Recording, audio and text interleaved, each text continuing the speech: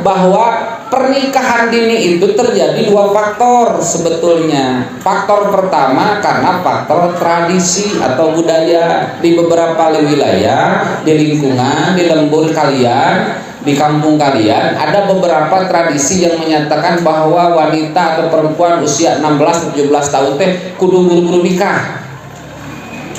Itu tradisi atau budaya di lingkungan tertentu, terserah. Tapi paling tidak masyarakat pemerintah 19 tahun.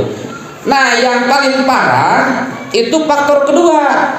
Yang tadi kenapa menikah itu dipaksakan nikah di usia di bawah 19 tahun atau usia dini, ternyata karena sudah kebablasan dalam bergaul. Di mana bergaulnya? Salah satu kesempatan yang sangat terbuka ketika bergaul banyak teman dengan seusianya, di mana bisa jadi di lingkungan pendidikan model di sekolah, karena ternyata banyak yang terjadi, banyak dari para remaja yang tidak beres sekolahnya sebab terpaksa menikah.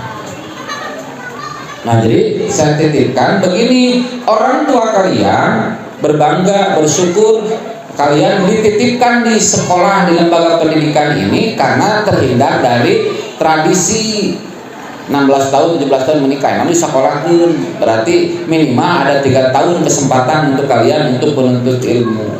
Kesempatan ini jangan sampai disalahgunakan oleh kalian.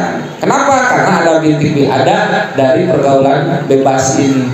Nah, disampaikan ini ketika kebablasan itu puncaknya apa? Seks sebelum nikah. Ini yang dimaksud dengan seks sebelum nikah